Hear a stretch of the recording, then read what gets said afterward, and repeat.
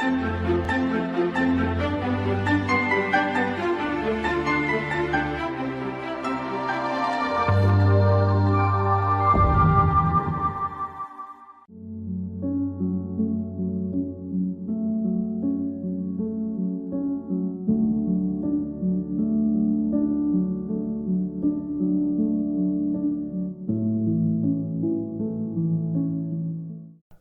শিক্ষার্থী, আজকের এই আলোচনায় আপনাদের সকলকে আমি স্বাগত জানাই। আমি আজ ভারতের লোকসভার গঠন ও কার্যাবলী নিয়ে আলোচনা করব।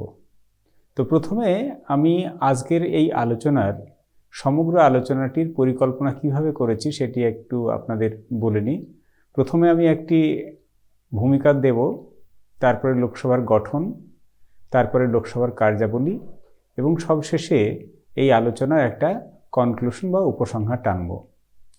প্রথমেই বলি যে ভারতবর্ষের মতো বিশ্বের বৃহত্তম একটি গণতান্ত্রিক দেশ, সেই দেশটি পরিচালিত হয় জনগণের দ্বারা পরোক্ষভাবে, এবং এই জনগণের দ্বারা পরোক্ষভাবে পরিচালনা হওয়ার যে একটা পদ্ধতি আমাদের ভারতবর্ষে কার্যকরী আছে, সেখানে ভারতবর্ষের জনগণের মতামত প্রতিফলিত হয় ভারতবর্ষের পার্লামেন্টের মাধ্যমে। বিশেষত সেই পার্লামেন্টের নিম্নকক্ষ লোকসভাতে সরাসরি জনগণের দ্বারা নির্বাচিত প্রতিনিধিগণ জনগণের হয়ে তাদের কথা বলেন। অর্থাৎ সত্যিকারের অর্থে গণতন্ত্র বলতে যে কথা বোঝায়, জনগণের জন্য জনগণের দ্বারা জনগণের সরকার, তার একটি উদাহরণ হচ্ছে ভারতবর্ষের পার্লামেন্টের নিম্নকক্ষ এবং তার কার্যাবলী। আমি ভারতবর্ষের সংসদের নিম্নকক্ষ বা লোকসভার গঠন এবং কার্যাবলী নিয়ে এই আলোচনায় আলোচনা করব। তো সেই ক্ষেত্রে আমি ভারতবর্ষের পার্লামেন্ট, তার গঠন কি সেটি প্রথমে বলে নিতে চাইছি। তার কারণ, পার্লামেন্ট বা সংসদ হচ্ছে ভারতবর্ষের আইন বিভাগ, আর সেই আইন বিভাগের দুটি কক্ষ, একটি উচ্চকক্ষ রাজ্যসভা এবং নিম্নকক্ষ লোকসভা, এবং তার সাথে অবশ্যই ভারতবর্ষের রাষ্ট্রপতিকে নিয়েই ভারতবর্ষে পার্লামেন্ট গঠিত হয়। তো ভারতবর্ষের সংসদ গঠিত হয়েছে এইভাবে: ভারতবর্ষের রাষ্ট্রপতি, ভারতবর্ষের সংসদের উচ্চকক্ষ রাজ্যসভা এবং সংসদের নিম্নকক্ষ লোকসভাকে নিয়ে। এই বিষয়গুলি সংসদের ভারতবর্ষের সংবিধানের ৭৯ নম্বর ধারাতে উল্লেখ আছে। এবারে আমি সরাসরি সংসদের নিম্নকক্ষ বা লোকসভা বিষয়ে পরিচিতি বিষয়ে আপনাদের সামনে কিছু কথা বলবো। ভারতবর্ষের সংসদ, যাকে আমরা ইংরেজিতে পার্লামেন্ট বলি, সেটি আসলে দুটি কক্ষ বিশিষ্ট।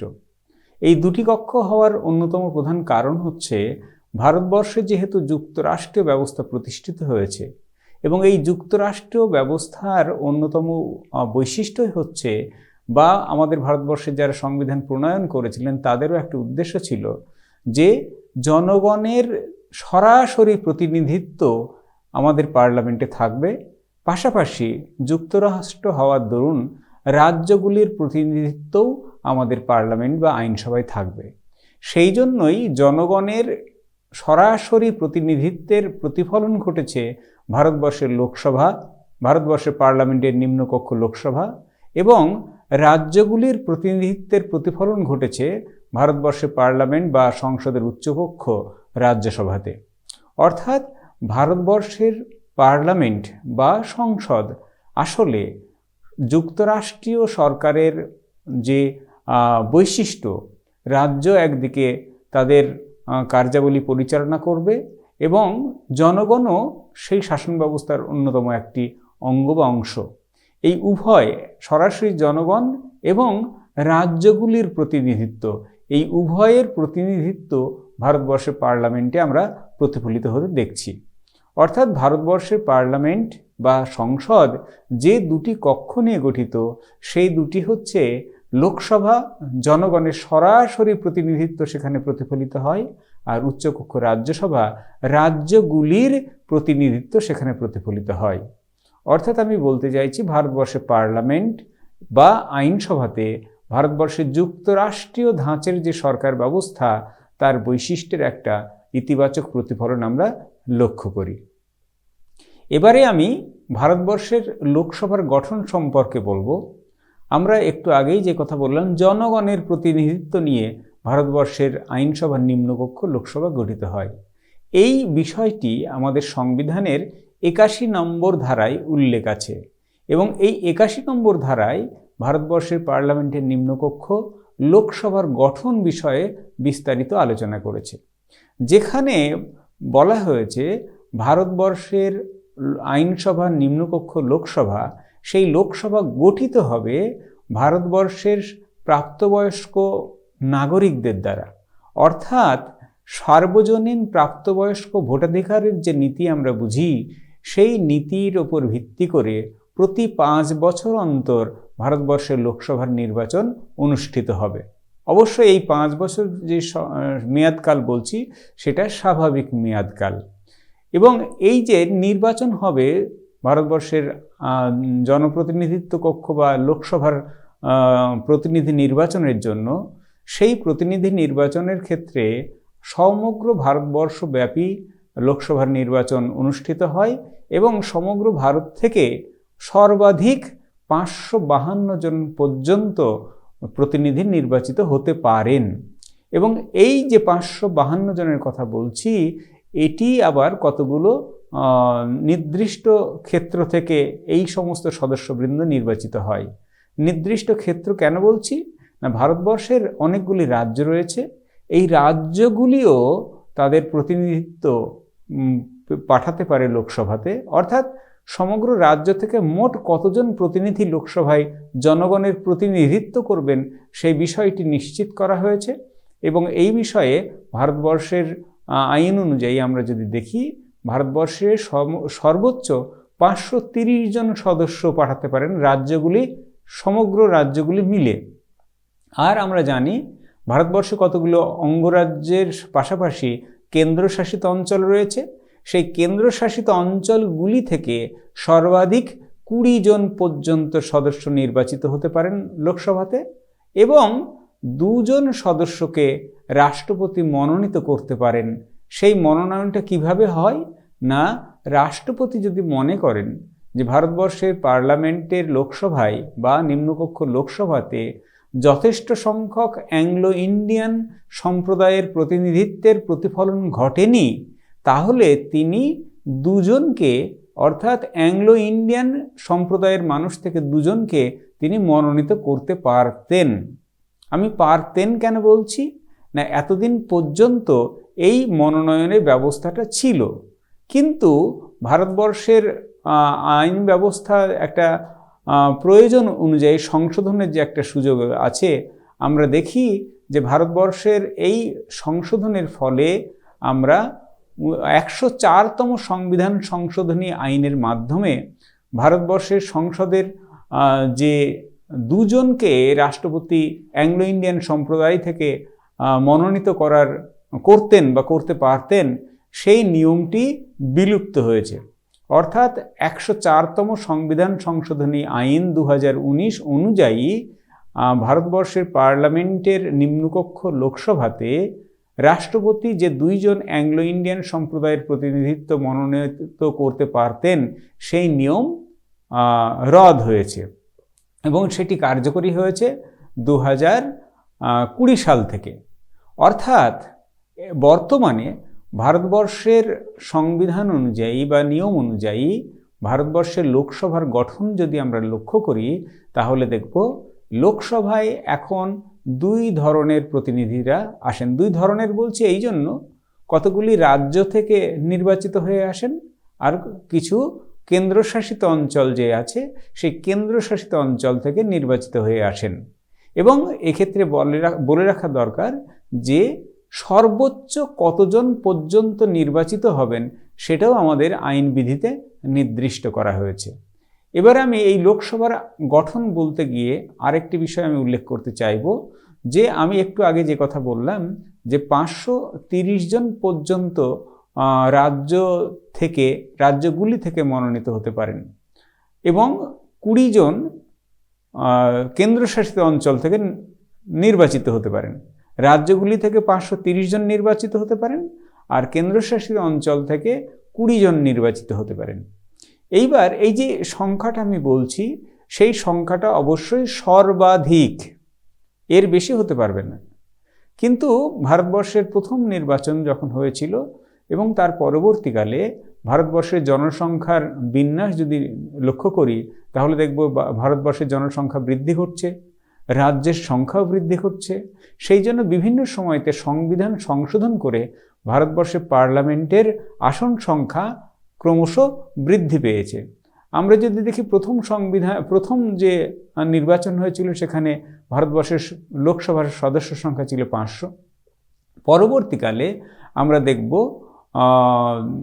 সংবিধান সংশোধন করা হলো, সেই সংবিধান সংশোধন করে 520 জন সদস্য সংখ্যা বৃদ্ধি করা হলো। এরপরে 1962 সালে 14তম সংবিধান সংশোধনী একটা করা হয়, যেখানে 520 থেকে লোকসভার সদস্য সংখ্যা 525-এ বৃদ্ধি করা হয়েছিল।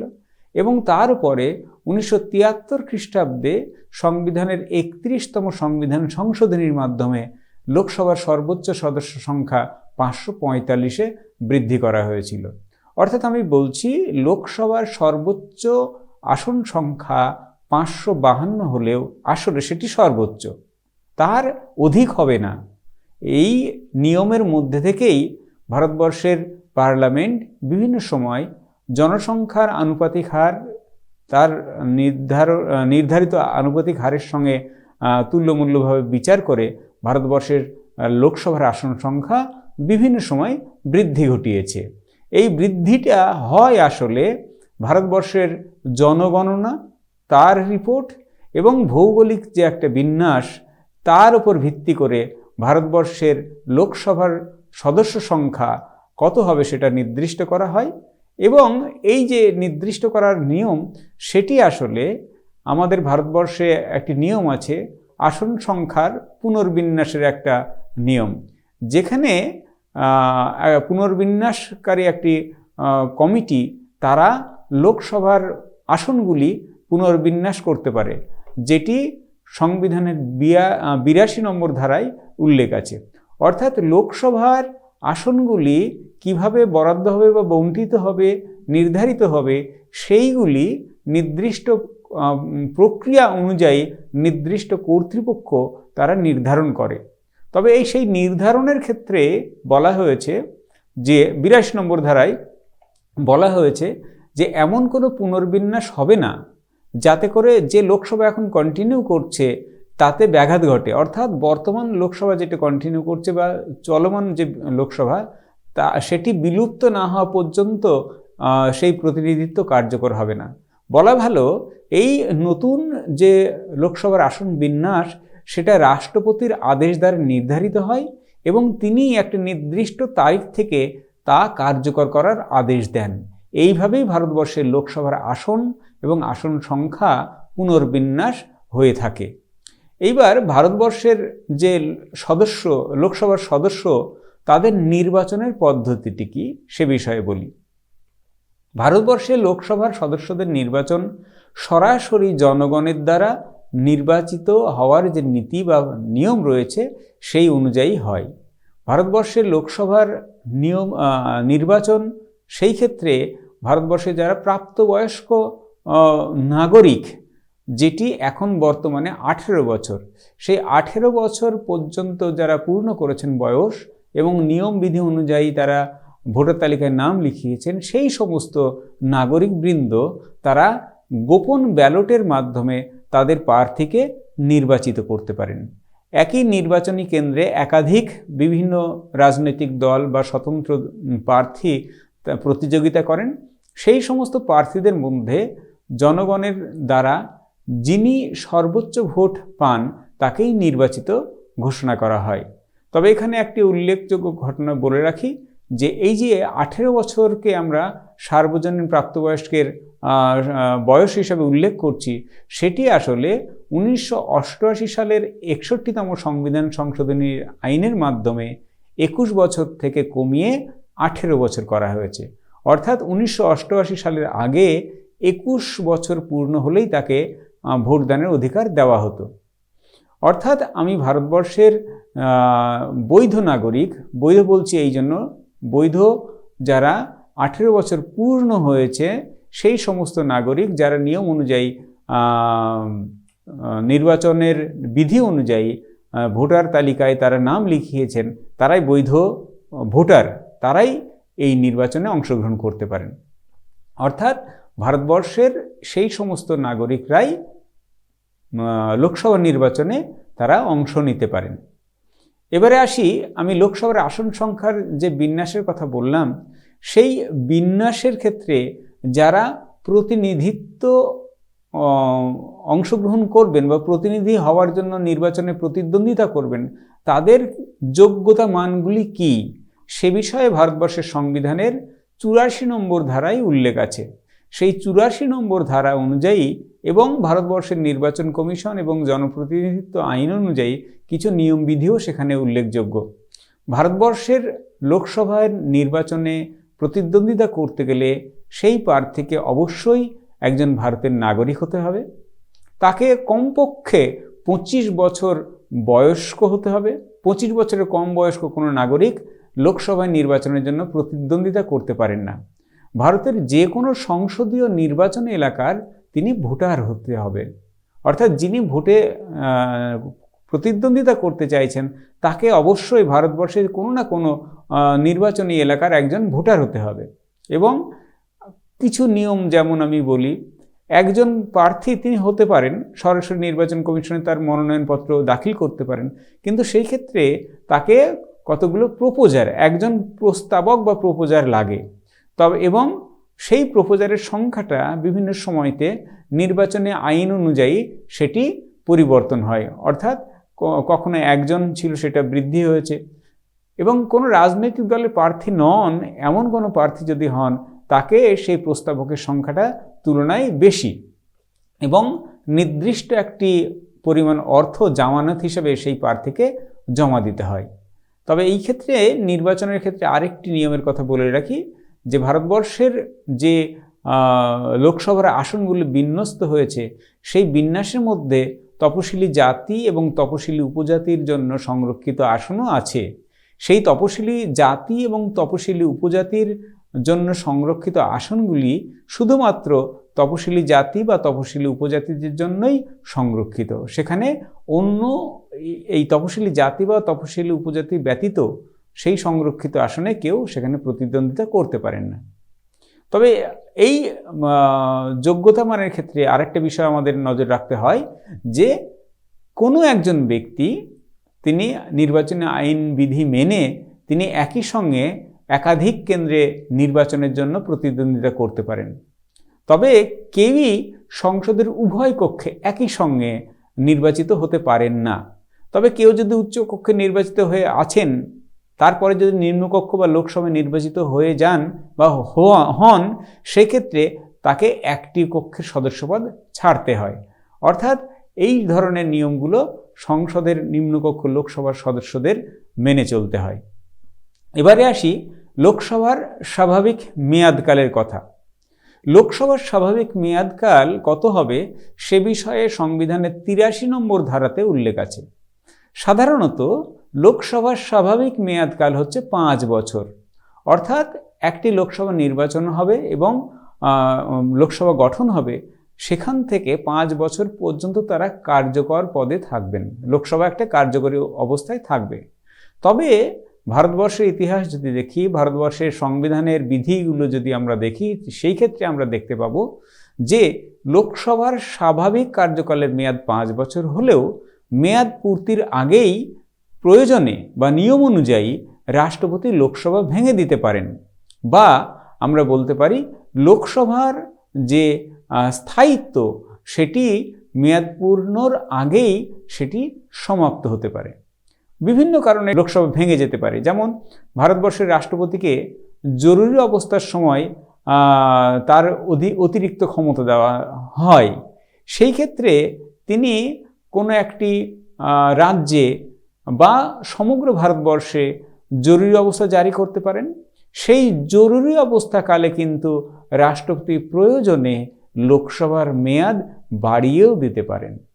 তবে এই জরুরি অবস্থা শেষ হওয়ার 6 মাসের মধ্যেই আবার লোকসভাকে নির্বাচনের জায়গায় আনতে হবে। অর্থাৎ ঘুরিয়ে বললে বলা যেতে পারে, জরুরি অবস্থায় রাষ্ট্রপতি 6 মাস বাড়িয়ে দিতে পারেন ঠিকই, তবে সেই মেয়াদ 6 মাসের বেশি বাড়ানো যায় না।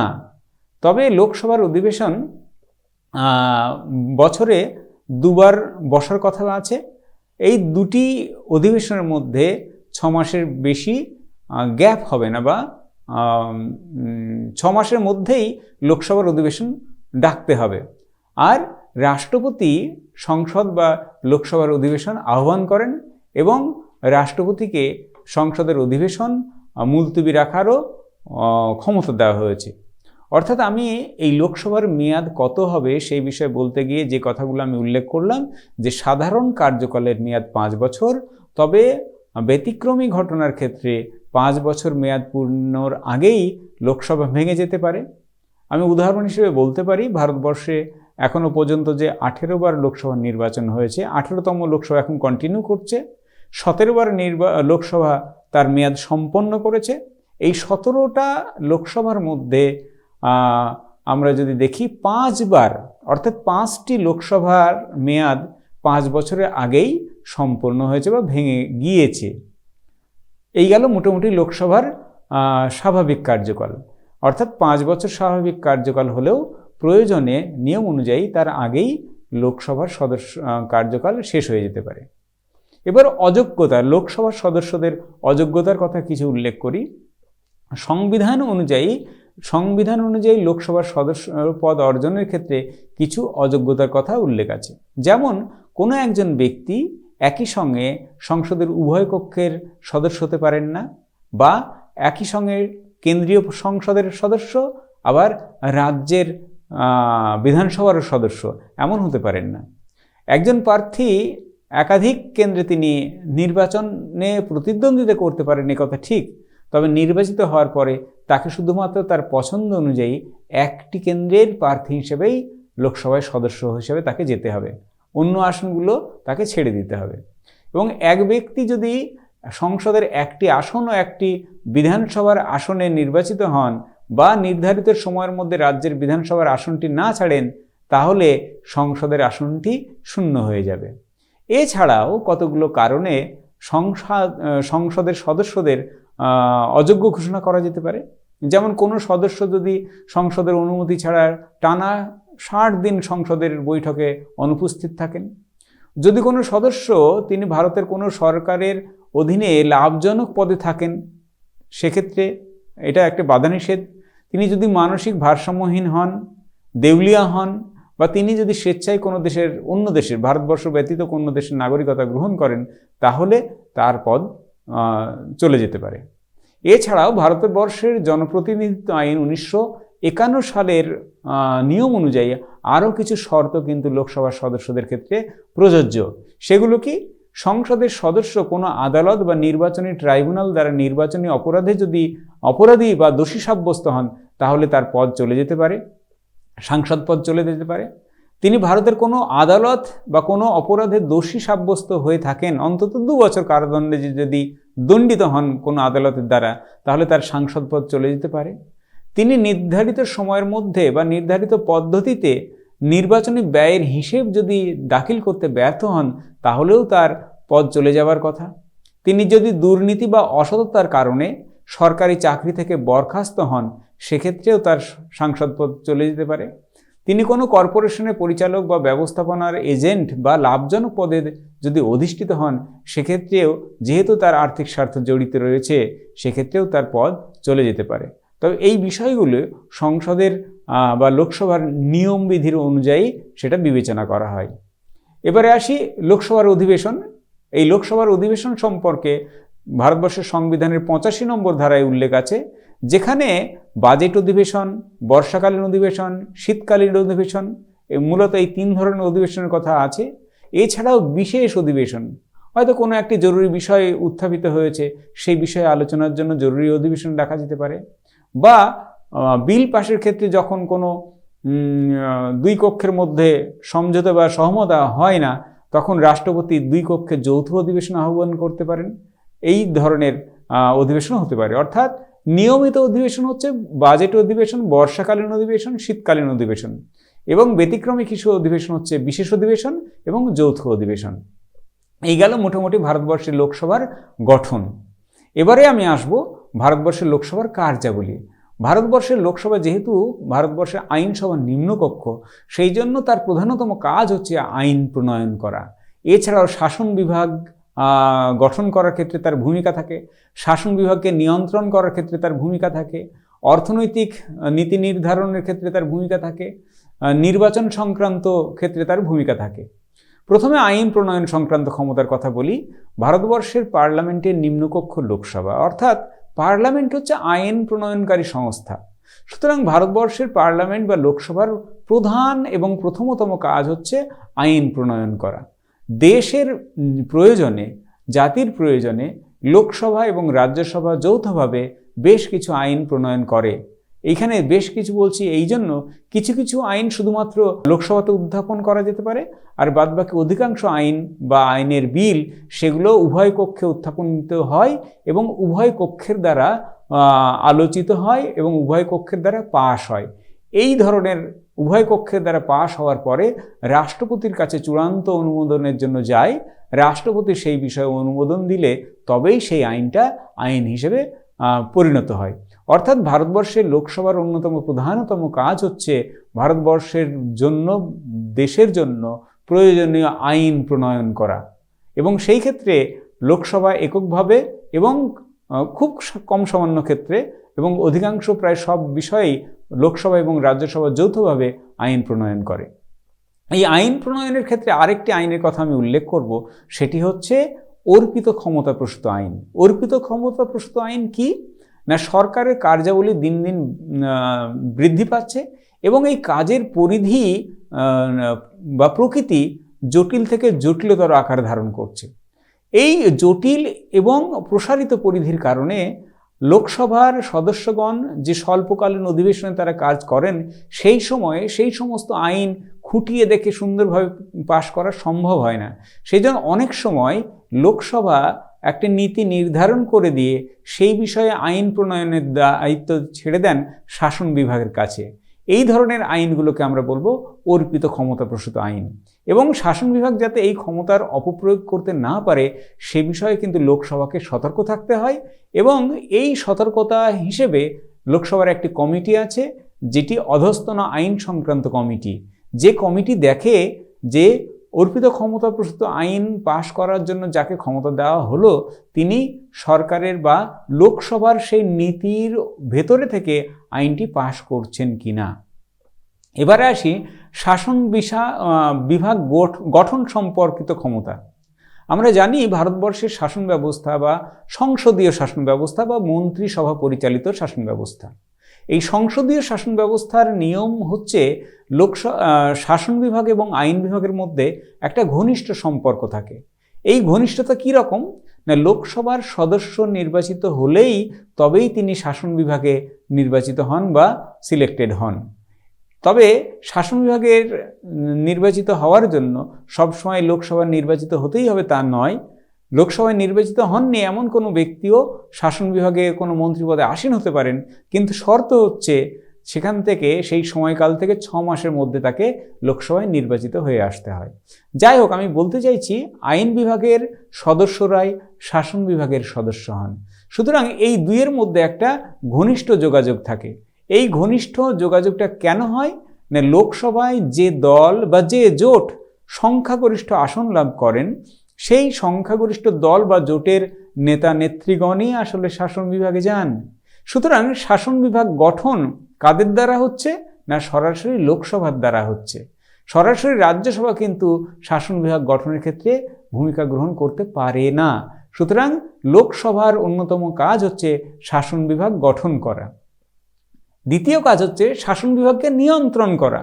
অর্থাৎ লোকসভা শুধুমাত্র শাসন বিভাগ গঠন করে না, লোকসভাকে নিয়ন্ত্রণও করে। কিভাবে নিয়ন্ত্রণ করে না, আমরা জানি সংবিধানের 75 নম্বর ধারাতে মন্ত্রিসভার কাছে বা মন্ত্রিসভা লোকসভার কাছেই তাদের কাজের জন্য দায়িত্বশীল এককভাবে, এবং মন্ত্রিসভা যৌথভাবে লোকসভার কাছে তাদের কার্যাবলীর জন্য দায়িত্বশীল। এমনকি মন্ত্রিসভা বা সরকারের কাজে যদি অসন্তুষ্ট হয় লোকসভা এবং সেই অসন্তোষের কারণে সরকারের বিরুদ্ধে অনাস্থা প্রস্তাব যদি পাশ করে দেয়, তাহলে কিন্তু সেই শাসন বিভাগকে সরে যেতে হয় বা পদ থেকে সরে যেতে হয়। অর্থাৎ শাসন বিভাগকে নিয়ন্ত্রণ করে মূলত লোকসভা। কীভাবে নিয়ন্ত্রণ করে? শাসন বিভাগের ওপর নিয়ন্ত্রণের বিভিন্ন পদ্ধতি আছে, যেমন সংসদের অধিবেশন চলাকালীন প্রশ্ন উত্তর পর্ব বা জিরো আওয়ার চলে, যেখানে সংসদের সদস্যগণ শাসন বিভাগের সদস্য বা মন্ত্রীদের বিভিন্ন প্রশ্ন বিভিন্ন বিষয়ে জানতে চাইতে পারেন। এইভাবে শাসন বিভাগকে দায়িত্বশীল রাখা হয়। সরকারি নিশ্চয়তা কমিটি আছে বা প্রতিশ্রুতি কমিটি আছে। সরকারের সদস্যবৃন্দ যে সমস্ত প্রতিশ্রুতি দেন, সেই প্রতিশ্রুতিগুলো কেমনভাবে পালিত হচ্ছে বা আদৌ হচ্ছে কিনা সেগুলো দেখার দায়িত্ব সরকারি প্রতিশ্রুতি কমিটির, এবং তারা সেইগুলো বিচার করে সংসদের নিম্নকক্ষ লোকসভাকে রিপোর্ট দিতে পারে। দৃষ্টি আকর্ষণীয় প্রস্তাব, মুলতবি প্রস্তাব, নিন্দা প্রস্তাব, এইগুলি আসলে সরকারের বিরুদ্ধে সংসদের সদস্যরা এই মতামত প্রস্তাবিত আকারে আনয়ন করে, যার ফলে সংসদের সদস্যরা শাসন বিভাগকে নিয়ন্ত্রণ করে। আর আমি একটু আগে যে কথা বললাম, অনাস্থা প্রস্তাব, অবশ্যই অনাস্থা প্রস্তাবের মাধ্যমে সরকার ভীষণভাবে শাসন বিভাগকে আইনসভার সদস্যরা বা লোকসভা নিয়ন্ত্রণ করতে পারে। এরপরে আসে অর্থ সংক্রান্ত ক্ষমতা। অর্থ বিল পাশের ক্ষেত্রে আমরা জানি লোকসভার চূড়ান্ত ক্ষমতা আছে। এক কথায় পার্লামেন্টের অনুমতি ছাড়া ভারতবর্ষের অর্থনৈতিক নীতি নির্ধারিত হয় না, এবং সেই ক্ষেত্রে অর্থ বিল পাশ বা কোনো বিল অর্থ বিল কিনা সে বিষয়ে লোকসভার স্পিকারই চূড়ান্ত সিদ্ধান্ত দেন। এছাড়াও বিনিয়োগ বিল পাশ বা ব্যয় মঞ্জুরির দাবি অনুমোদনের ব্যাপারে লোকসভার সিদ্ধান্তই চূড়ান্ত। অর্থাৎ লোকসভায় গৃহীত অর্থ বিলকে রাজ্যসভা সম্মতি দিক বা না দিক, সেটি আসলে পাশ হবেই। কিন্তু নিয়ম অনুযায়ী লোকসভায় গৃহীত হওয়া অর্থ বিলকে অনুমোদনের জন্য রাজ্যসভায় পাঠাতে হয়। যদি রাজ্যসভা পাশ করে দিল খুবই ভালো, কিন্তু যদি পাশ না করে তাহলে লোকসভা 14 দিন পর্যন্ত ওয়েট করে বা অপেক্ষা করে। 14 দিনে যদি সেই রাজ্যসভা থেকে অনুমতি নিয়ে সেই বিলটি বা অর্থ বিলটি ফেরত না আসে, তাহলে ধরে নেওয়া হয় যে সেটি পাশ করেছে রাজ্যসভা। অর্থাৎ ঘুরিয়ে বলতে গেলে লোকসভায় গৃহীত হওয়া অর্থ বিলের ক্ষেত্রে রাজ্যসভার সেই অর্থে কোনো ভূমিকা নেই, বড়জোর তারা 2 সপ্তাহ দেরি করতে পারে। এছাড়াও শাসন বিভাগকে নিয়ন্ত্রণ করে কীভাবে লোকসভা? না, শাসন বিভাগকে নিয়ন্ত্রণ করবার জন্য লোকসভার 2টি বিশেষ কমিটি আছে। একটি হচ্ছে সরকারি গাণিতিক কমিটি বা পাবলিক অ্যাকাউন্টস কমিটি, এবং দ্বিতীয়টি হচ্ছে আনুমানিক ব্যয় হিসেব কমিটি। এছাড়াও আমরা অবশ্যই CAG বা কম্পট্রোলার অ্যান্ড অডিটর জেনারেলের কথা বলি বা জানি, যারা সরকারের আয় ব্যয় সম্পর্কিত বিষয়ে হিসাব পরীক্ষা করে এবং সেই বিষয়ে পার্লামেন্ট বা লোকসভাতে তাদের রিপোর্ট পেশ করে। অর্থাৎ সরকার যে কাজগুলো করছে সেগুলো নির্দিষ্ট নীতি মেনে হচ্ছে কিনা, যেভাবে কাজ করার কথা বলা হয়েছে বা অর্থ অনুমোদন করা হয়েছে সেই বিষয়ে অর্থ ব্যয় হচ্ছে কিনা, এই বিষয়গুলি এই 2টি কমিটি, সরকারি গাণিতিক কমিটি এবং আনুমানিক ব্যয় কমিটির মাধ্যমে নিয়ন্ত্রণ করে। তবে কতগুলো বিষয়ের কথা আমি এখানে উল্লেখ করব যেগুলি পার্লামেন্টের অনুমোদন সাপেক্ষ নয়। উদাহরণ হিসেবে আমি বলতে পারি রাষ্ট্রপতি, উপরাষ্ট্রপতি, তাদের বেতন ভাতা, সুপ্রিম কোর্ট বা হাইকোর্টের বিচারপতিদের বেতন ভাতা, রাজ্যপাল, লোকসভার স্পিকার, কেন্দ্রীয় রাষ্ট্রকৃত কমিশনের সভাপতি প্রমুখ যে পদাধিকারী, তাদের বেতন ভাতা, এই সমস্ত বিষয়গুলি আসলে সরকারের সঞ্চিত তহবিলের উপর ধার্য ব্যয় হিসেবে রাখা হয়। অর্থাৎ এখানে পার্লামেন্ট বা লোকসভার সেই ধরনের নিয়ন্ত্রণের ক্ষমতা নেই। এরপরে আসি সংবিধান সংশোধনের ক্ষমতা। সংবিধান সংশোধন করাটা ভীষণ প্রয়োজন, কারণ দেশ সমাজ সতত পরিবর্তনশীল। সেই পরিবর্তনশীলতার সাথে সাথে সংবিধানকে সাজুজ্য রাখবার প্রয়োজন হয়। সেই কারণে সংবিধানের প্রয়োজনীয় অংশ সংশোধনের দরকার হয়ে পড়ে। এই সংবিধান সংশোধনের দায়িত্ব কিন্তু পার্লামেন্টের আছে, এবং সেক্ষেত্রে অবশ্যই ভারতবর্ষের লোকসভা একটা ইতিবাচক ভূমিকা গ্রহণ করে। কারণ লোকসভা এই বিষয়ে রাজ্যসভার সঙ্গে অভিন্ন ক্ষমতার অধিকারী হলেও বেশ কিছু বিষয়ে লোকসভা তার সংখ্যাধিক্য এবং তার জনভিত্তির কারণে একটা ইতিবাচক ভূমিকা রাজ্যসভার তুলনায় বেশি লাভ করে।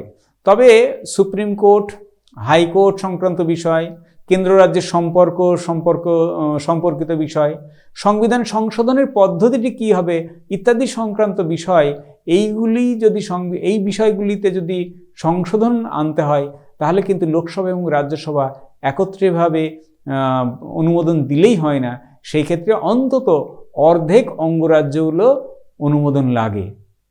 এরপরে আসি নির্বাচন সংক্রান্ত ক্ষমতা।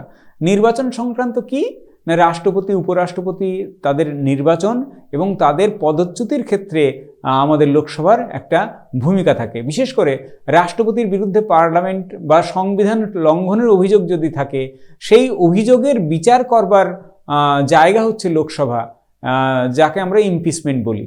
কিংবা সুপ্রিম কোর্ট বা হাইকোর্টের কোনো বিচারপতির বিরুদ্ধে অযোগ্যতা বা অসৎ আচরণের অভিযোগ যদি আসে, সেই অভিযোগের ভিত্তিতে তাকে যদি অপসারণের কথা আসে, সেই ক্ষেত্রে রাষ্ট্রপতির কাছে কিন্তু সুপারিশ করতে পারে লোকসভা। সুপ্রিম কোর্ট বা হাইকোর্টের বিচারপতিকে নিয়ন্ত্রণ করবার জন্য যে মহাগণনা পরীক্ষক, মুখ্য নির্বাচনী আধিকারিক প্রমুখ পদাধিকারী যা আছেন, তাদের পদচ্যুতির ব্যাপারেও কিন্তু পার্লামেন্টে প্রস্তাব পাশ করতে হয় এবং এই প্রস্তাব পাশের ক্ষেত্রে লোকসভা এবং রাজ্যসভা সমক্ষমতা সম্পন্ন। এরপরে আসি জরুরি অবস্থা সংক্রান্ত ক্ষমতা। আমরা জানি ভারতবর্ষের সংবিধানে জরুরি বিধি রয়েছে। জরুরি বিধি 3 ধরনের: জাতীয় জরুরি অবস্থা, রাজ্যের শাসনতান্ত্রিক অচলাবস্থা এবং আর্থিক জরুরি অবস্থা। এই জরুরি অবস্থাগুলি রাষ্ট্রপতি জারি করলে সেই জরুরি অবস্থা পার্লামেন্টের উভয় কক্ষে অনুমোদন হতে হয় এবং সেই অনুমোদন যদি না হয় তাহলে কিন্তু রাষ্ট্রপতির সেই জরুরি অবস্থা জারি থাকতে পারে না। আমরা দেখেছি 1978 সালে 44তম সংবিধান সংশোধন অনুযায়ী লোকসভা জরুরি অবস্থা প্রত্যাহারের জন্য যদি কোনো প্রস্তাব গ্রহণ করে তাহলে রাষ্ট্রপতিকে সেই প্রস্তাব মেনে নিতে বাধ্য হয়। এছাড়াও লোকসভা যদি 1/10 সদস্য তারা যদি অনুরোধ করে জরুরি অবস্থা আলোচনার জন্য লোকসভার বিশেষ অধিবেশন ডাকতে হবে রাষ্ট্রপতিকে, সেই ক্ষেত্রে রাষ্ট্রপতি কিন্তু সেই বিশেষ অধিবেশন ডাকতে বাধ্য। তবে এই ক্ষেত্রে রাজ্যসভাকে সেই অর্থে কোনো ক্ষমতা দেওয়া হয়নি। এছাড়াও আছে তথ্য সরবরাহ করার ভূমিকা। কারণ পার্লামেন্টের নিম্নকক্ষ লোকসভায় যে আলোচনা হয় সেখানে মন্ত্রীগণ তাদের সরকারের বিভিন্ন তথ্য, নথি সম্পর্কিত তথ্য সেখানে আলোচনা করেন। সদস্যদের প্রশ্নের উত্তরে তারা সেই সমস্ত নথি বা তথ্য সরবরাহ করে যেগুলো জনগণের কাছে একটা তথ্যের ভাণ্ডার হিসেবে মনে করা হয়। এছাড়াও পার্লামেন্টে বা লোকসভায় যে সমস্ত আইন বিষয়ে, আইনের বিরুদ্ধে যে সমস্ত আলোচনা হয় সেগুলো জনমত গঠন করে বলে একটা সমাজে ইতিবাচক ভূমিকা পালন করে লোকসভার আলোচনাগুলো। এরপরে আমি আসব লোকসভার সামনে কিছু অসুবিধা বা চ্যালেঞ্জের কথা। কারণ আমরা জানি লোকসভায় ইদানিংকালে আমরা যেটা লক্ষ্য করছি যে বিরোধী রাজনৈতিক দল তারা লোকসভার রোজকার কাজে বিপত্তি ঘটায় বা বাধাদান করে। তবে এই বিষয়ে 2টি মত আছে।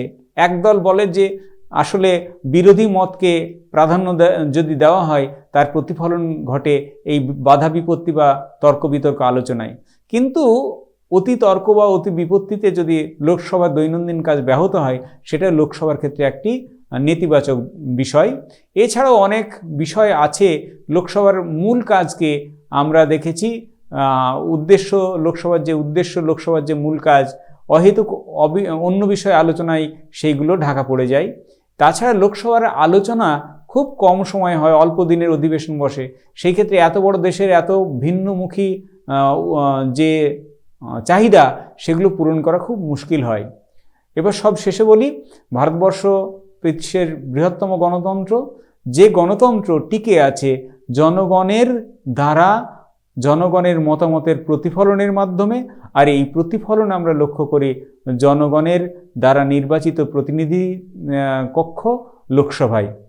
এই প্রতিনিধি কক্ষ লোকসভাতে আমরা দেখি ভারতবর্ষের জন্য জাতীয় নীতি সেখানে গৃহীত হয়, শাসন ব্যবস্থাকে গঠন ও নিয়ন্ত্রণ করা হয় এবং গণতন্ত্রের জন্য গণতান্ত্রিক মূল্যবোধ পরিচালনা করবার জন্য যে একটি গণতান্ত্রিক সুস্থতার শর্ত বা সুস্থতার জায়গা বিশেষভাবে প্রয়োজন হয়, সেই ভিন্ন মতের আলোচনা সেক্ষেত্রে আমরা দেখি লোকসভাতে উপস্থাপিত হয়। বিরোধীরা সেখানে তাদের স্বাধীনতা মতো তারা কথা বলেন, সরকার পক্ষ সেগুলোকে অনেক ক্ষেত্রে যথোপযুক্ত মনে করে সেগুলো গ্রহণও করেন। এগুলো হচ্ছে ভারতবর্ষের লোকসভা বা ভারতবর্ষের রাষ্ট্রীয় নীতির একটা ইতিবাচক প্রতিফলন। এই বলেই আজকে আমরা এই আলোচনা শেষ করছি। ধন্যবাদ।